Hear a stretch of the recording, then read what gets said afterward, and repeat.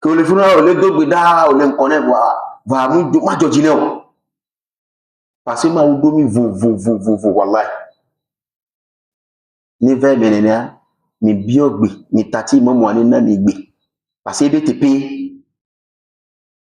yeni mi into sha ni po wa mi ja dogbe alo e mo mu le mi ja dogbe nenia mu ko kokoro mi ano te pe o mi ate va gbodo mi mi awo mi ya be jama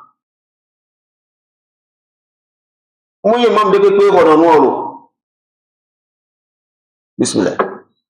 Donc, on profite également pour ouvrir d'autres parenthèses à propos de la place des imams dans les mosquées. Donc, de nos jours, ce sont des pratiques qu'on ne respecte pas souvent. Mais dans les temps anciens, les anciens imams respectaient ça. Et c'est quoi? C'est la place de l'imam, là où l'imam reste pour diriger la prière. On nous dit lorsque on arrive pour prier et qu'il est l'heure de la prière, mais l'imam n'est pas là, de l'accorder 5 minutes. Au moins 5 minutes. Et même si ces 5 minutes-là finissent, c'est que l'imam n'est pas venu, vous devez attendre son autorisation avant de prendre sa place et diriger la prière. Et mis à part cela, si l'imam est là, toi tu ne vas pas aller devant. C'est l'imam qui va te donner l'autorisation que va devant pour prier. Parce que c'est sa place. C'est un peu comme sa maison. Si on veut prendre l'exemple avec ce que Allah nous a dit dans le Coran, c'est un peu comme sa maison. Tu vas attendre son autorisation avant d'entrer. Donc c'est comme ça. Et également, dans les temps anciens, comme on a dit, si tu ne respectes pas cet accord-là entre toi et imam, tu ne sais pas faire, tu ne vas pas arriver à la maison. Ou bien tu vas arriver avec des problèmes. Donc il faut que nous respectons. Nous, on ne dit pas de faire du mal, mais le fait de respecter cette place d'imam-là, c'est important également dans la religion. Et même si l'imam n'est pas là, vous n'êtes pas obligé, celui qui va diriger la paix n'est pas obligé de rester là où l'imam reste. Vous pouvez décaler, parce que les mosquées de nos jours sont grandes. Vous pouvez décaler, l'imam reste sur un safou et les autres restent derrière pour prier la prière. Sauf si l'imam vous a donné l'autorisation de prier, que quelqu'un reste à sa place. Et si lui-même il a choisi la personne également. Et les egbeben kekemia, alhamdulillah, suna ekono subola mais aussi. Ina insiano elle est facile. Voir malgré ça, nya no nenebe esiaji. Nya be no nya be tepeo. Parce que imam ushan eshane ba jai, mu igasa ga me yo amola no ti po. Nenya be na gasa ja no fa me na eshane no na autorisation zerika, bina Nchimbia midogera. Et je la non nation. Non. Donc aujourd'hui on a eu la chance que la sunna du prophète nous a facilité ou bien nous a allégé plein de choses dans la religion. Mais malgré ça également, il faut que nous aussi nous respectons les règles de cette sunna là. Ce n'est pas parce que la sunna nous a facilité que nous aussi nous allons abuser. Donc c'est ça. Également l'imam essaie de attirer l'attention de nos imams aussi. Ce n'est pas parce qu'on a dit ça que les imams également vont essayer d'être en retard chaque fois ou bien d'être absents chaque fois. Si tu sais que tes absences seront répétées, là il faut essayer de dire à ceux à qui tu diriges la prière, bon, si je ne suis pas là, priez, ou bien si je ne suis pas là, que telle personne dirige la prière. Voilà. Donc,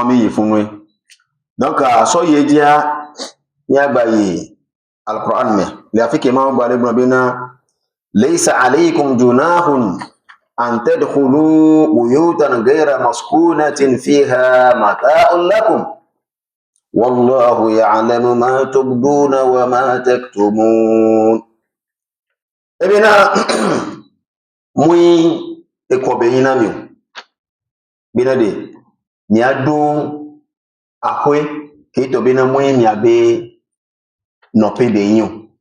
Mui mi abe nope yo. Not so. Oyo. Ke to be mui mi abe nope yo. Voa fiha mata'un lakum. Mi do e nous le fun. Qu'est-ce nous le fun nami? Alo agban le fun nami. Ebe fun un problème lo mi ati ndo fun. Parce que oyebe odo nous le fun. Mais quoi? Voa le fun me no yebe ame le fun chan odola wa no ko awo salam al fun abiobi. Voa ne to bi ame de pe mule parce que mi gban sabe ni ame de mule a trop. Voa fi nous le fun, ou chan do droit le fun, problème lo la tin do fun facilement.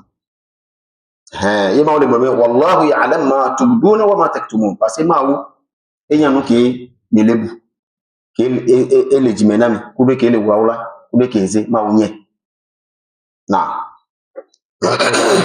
À la suite, donc on a ouvert une parenthèse, donc on ferme et on continue avec le verset 29 qui nous dit plutôt il n'y a pas d'erreur ou bien ce n'est pas mauvais d'entrer dans une maison, et le verset nous dit inhabitée, c'est-à-dire une maison où il n'y a personne, mais que tu as tes affaires dans cette maison-là.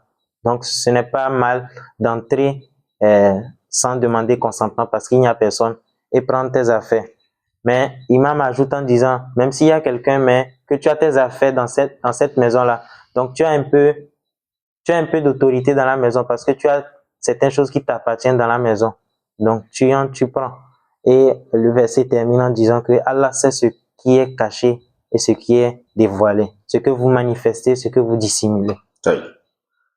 Nemi jo le fonwa mi atrova suratul nur meke Nebo mi abayi wa tepe gamem le nami suboyo wa mwe aya Qur'an ya mi ade go menami mi atenya bi de aho egbe kingba do ahomea ene vivede na mi apata le suratul nur verset 58 verset 58 soyez 59 le funwa mo yomi bi ya ayyuhal ikra أعوذ بالله من الشيطان الرجيم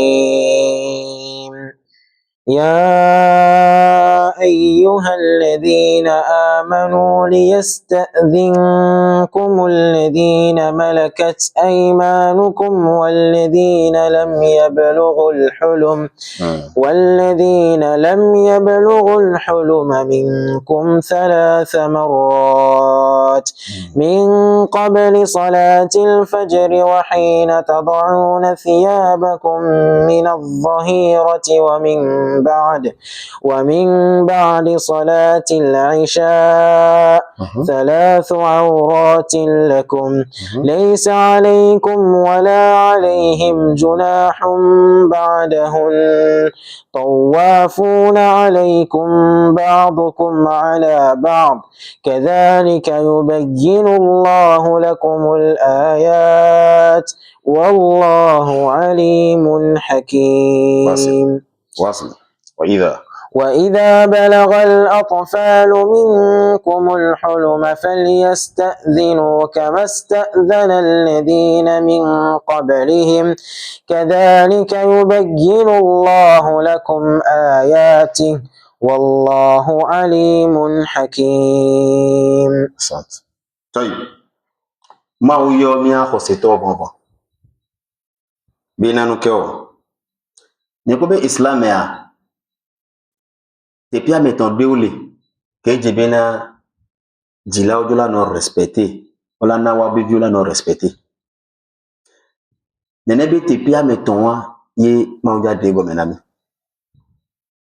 kebina ele vvd na mi ambe vio ni ojola nye yeti ma ole bro bena eyo mi akhosi to vongo parce que ke do khosi ke do imania ila tin respecté nene be no tole ma ne wonto de nebe amonu ya yo lezina amonu ke maole yo le fi odumia ojola respecter ni ke ojabu ki yele gbo ambe nuke o ebe liyastahzinkum alladhina malakat aymanukum bena ameke midunse ni waji alladhina malakat aymanukum huna bimaana ay al-abida wal imam الذين يملكهم الإنسان بمعنى أمك ميدون سني واجي سيبلكيو esclave le nyonu me le nyusume ki o le mi agbo ni o idon sele waji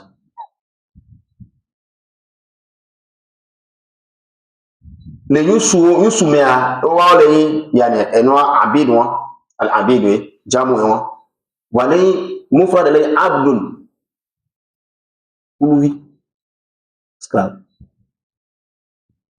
wale to bina nyonwe oyo bina al ima we wa e ya de mu fura de le yin ke o ele yin amatun